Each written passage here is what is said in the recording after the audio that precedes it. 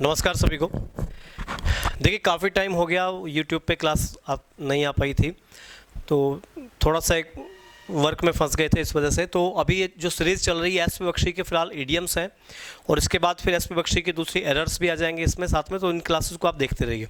देखो मेरा पर्पज़ ये है कि जो इडियम्स आप लोगों के चलते हैं उसके मीनिंग को आप याद रख पाएँ, और साथ साथ में उसके पीछे की थोड़ी बहुत जो हिस्ट्री है, जब उसकी हिस्ट्री आप थोड़ी समझ जाओगे तो आपको वर्ड थोड़ा समझ में आ जाता है। क्योंकि कई बार कहते हैं ईडीएम बड़ा अजीब सा वर्ड होता है, उसका मीनिंग कुछ और निकल के आता है। तो पॉसिबिलिटी ये बनाइए इसमें कि आपको वर्ड का मीनिंग समझ में आ जाए, साथ साथ में उसकी थोड़ी हिस्टोरिकल बैकग्राउंड जो वो भी समझ में आए। चलिए स्टार्ट करते हैं, वीडियो लंबा नहीं करना हम लोगों को, और इसे कम्प्लीटली नोट कर लिया करो और इसे देख लिया करो। और जो मैं फैक्ट्स आपको बता रहा हूँ ये फैक्ट्स आपको बुक्स में कभी नहीं मिलते हैं, इसलिए थोड़ा ध्यान रखा करें आप लोग अगर कंपटीशन की प्रिपरेशन कर रहे हैं तो। देखिए पहला वर्ड है बी इन वंस बॉनेट। ये बहुत ज़्यादा पूछा जाने वाला इडियम है, bee in one's bonnet. Bonnet जो होता है एक टाइप की कार की डिक्की को बोलते हैं, कार का एक जो बूट होता है डिक्की को बूट कहते हैं, और जहाँ पे इंजन होता है इंजन के ऊपर जो कवर होता है वो बॉनेट कहा जाता है कार का। लेकिन ये 15वीं शताब्दी में 15th सेंचुरी में ये वर्ड बहुत ज़्यादा यूज़ होता था, बी इन वंस बॉनेट। इसे बी इन वंस हेड भी कहते थे। 15वीं शताब्दी में ये वर्ड था बी इन वंस हेड, या there is a bee in his head. अब देखो इस वर्ड का मीनिंग कहाँ से बना। जब आपका सर है और उस सर में मधुमक्खी है तो मधुमक्खी भिनभिनाती है, तो अक्सर जो इंसान होता है उसके मन में कुछ भिनभिनाहट चलती रहती है, कोई कुछ से कुछ कह रहा है उसकी समझ में नहीं आएगा, तो आपके माइंड में जो भिनभिनाहटें चल रही हैं वही बीन बॉनेट होता है, जिसकी वजह से आप दूसरे पर ध्यान ही नहीं देते, उसकी अपनी गफलत होती है।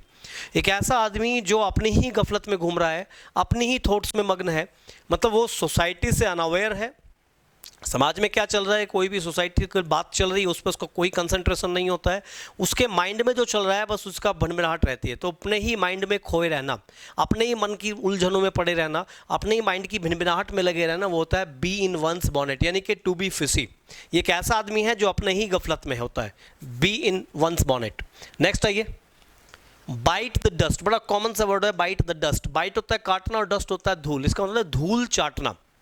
बड़ा कॉमन वर्ड होता है जिसे कहते हैं धूल चाटना। ये धूल चाटने की सेंस होती है, और धूल चाटना जो रिप्रेजेंट करता है वो हार को रिप्रेजेंट करता है। हिंदी में भी एक मुहावरा है धूल चाटना, इंग्लिश में वर्ड होता है बाइट द डस्ट, यानी कि टू बी डिफीटेड। जब आदमी हार जाता है ना, हिम्मत हार जाता है या डिफीट हो जाता है, उस चीज़ को कहते हैं बाइट द डस्ट। अगला वर्ड पाइए ब्लू स्टॉकिंग। बहुत इंपॉर्टेंट वर्ड है, इसको समझ के चलना ब्लू स्टॉकिंग वर्ड को। देखिए क्या था, 18th सेंचुरी इंग्लैंड की हिस्ट्री को पढ़िएगा। 18th सेंचुरी इंग्लैंड, 18वीं शताब्दी में क्या था, जो राजा रानियां हुआ करते थे वहाँ पर एक स्कॉटिश कंट्री को आप समझिएगा इसमें, या इंग्लैंड में भी ये रिवाज था कि कुछ महिलाएं थी जो नोबल फैमिली को बिलोंग करती थी, और उन्होंने अपनी एक कम्युनिटी बनाई थी ब्लू कम्युनिटी।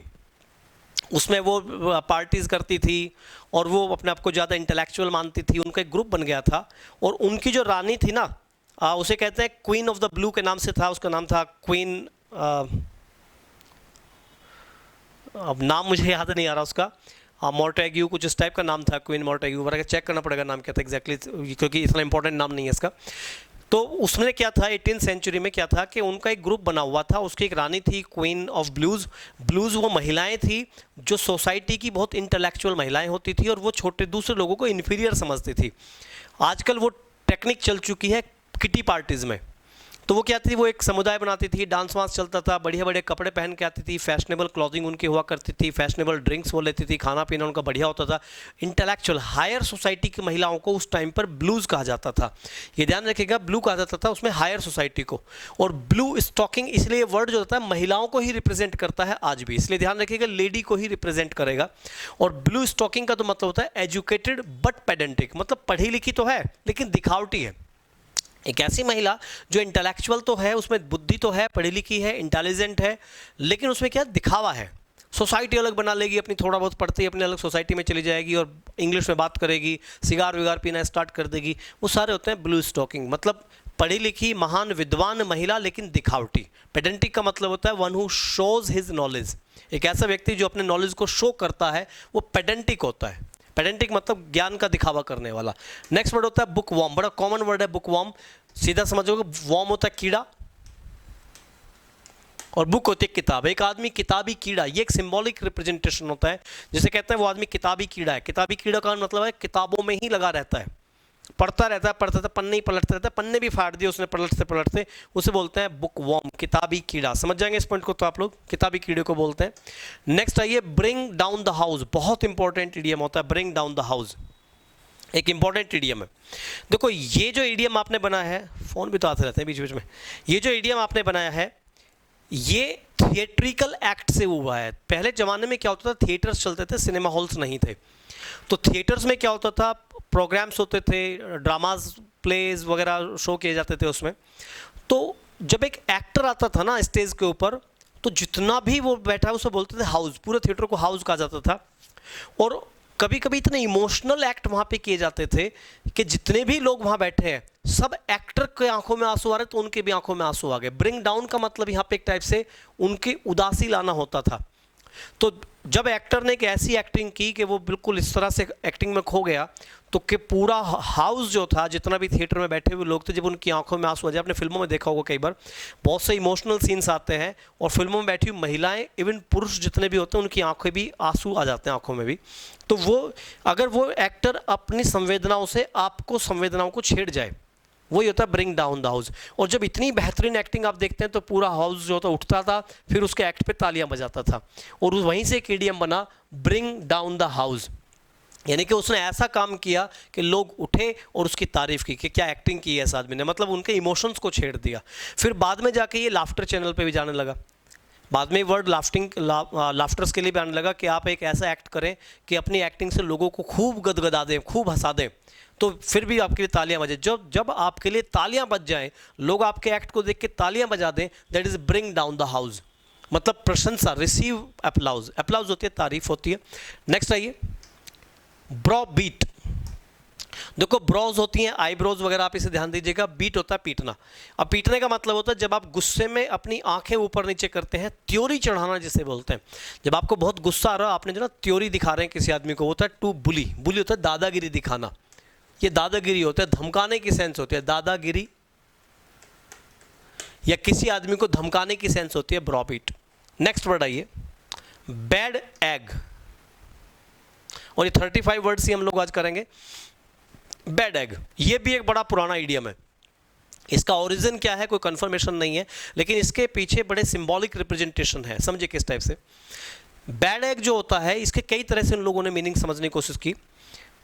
जैसे एक चिड़िया है, आप समझिए इस चीज़ को। चिड़िया ने मान लीजिए 2 अंडे दिए, अब एक अंडा खराब है, उसमें बच्चा नहीं बन सकता, तो चिड़िया उस अंडे को सूंघ के, उसको फील करके बता सकती है कि इसमें अंडा नहीं, इसमें बच्चा नहीं बनेगा, और उसको छोड़ के चली जाती है। यानी कि चिड़िया के लिए वो अंडा कैसा है, बैड एग है। अब उसकी कोई वैल्यू नहीं बची है, उसको छोड़ देगी, सांप खाए, मेंढक खाए, या उसे फोड़ के उबाल के खा जाए, अब उस अंडे में कुछ नहीं है, चिड़िया उसे छोड़ के उड़ चुके। That is bad egg. बहुत से आपने देखे होंगे कबूतरों के घोंसले में अंडे रखे रहते हैं, कबूतर उस पर आते ही नहीं है, क्योंकि उन्हें पता होता है भी इसमें बच्चा नहीं है। होता है ना, मतलब हर अंडे के अंदर बच्चा हो जरूरी नहीं होता, तो ये पक्षी को पता चल जाता है, और पक्षी उस चीज़ को जो ना समझ लेता है कि अब ये बेकार है, तो छोड़ देता है। तो वहाँ से एक वर्ड बनता है बैड एग। बैड एग का मतलब होता है वर्थलेस पर्सन। एक बैड एग और होता है कि जब अंडे खराब हैं या सही हैं, तो उसे फोड़ के देख लो, अगर सही है तो बेकार हो गया, अगर खराब है तो वो बेकार था ही। तो लेकिन जो पहले वाला मीनिंग है इसका, वो ज़्यादा अप्रोप्रिएट माना जाता है। बैड एग का मतलब है वर्थलेस पर्सन, एक ऐसा आदमी जो आपके समाज में कोई वैल्यू नहीं रखता, उसकी कोई वैल्यू नहीं है, आप उसे बेकार मान के छोड़ सकते हैं। नेक्स्ट है बिसाइड द मार्क। अब ये भी एक इंपॉर्टेंट इडियम होता है। मार्क होता है जैसे आपने अपनी लाइफ में एक टारगेट फिक्स कर लिया कि मुझे भाई IAS बनना है। यहाँ तक वीडियो देख रहे हो तो आपको चीज़ें समझ में आ जाएंगी, आप चीज़ों को समझ के चलो। अगर बहुत से यहाँ से पहले ही भाग जाते हैं, लेकिन आप यहाँ तक देख रहे हैं तो पूरी क्लास को देखते चलें एग्जैक्टली, ठीक है। और रेगुलर रहिए, क्योंकि आज हम 35 तक करेंगे। 36 से लेके आगे के जो वर्ड्स हैं 10 to 11 15 वर्ड्स हम रेगुलर इसमें लेके आने वाले हैं। तो बीच में थोड़ा सा कनेक्टिविटी कंटिन्यूटी टूट गई थी, तो फिर कोशिश है, और इन फ्यूचर कोशिश ये करेंगे कि लाइव सेशन से स्टार्ट करते हैं, क्योंकि अभी कोचिंग्स वगैरह नहीं खुले हैं। तो जैसे ही कोचिंग्स खुल जाएंगे तो हम लोग थोड़ा सा फ्री हो जाएंगे, क्योंकि मेरी सारी क्लासेस सुबह शाम तक आजकल लाइव ही चल रही हैं। तो कैमरे को फेस करते रहना, ऊपर से लाइटिंग वाइटिंग इन सबको फेस करना, थोड़ा मतलब समझ रहे हो। तो आने वाले टाइम में जल्दी में ये सारा सीजन लाइव हो जाएगा आप लोगों का। देखिए उसने कहा बिसाइड द मार्क। मार्क होता है निशान आपने बना लिया लाइफ में, मुझे ये काम करना है। अब ये काम करना है और इस काम को करने के लिए कार्य करना पड़ेगा आपको कोई ना कोई एफर्ट्स यहाँ पे करने पड़ेंगे।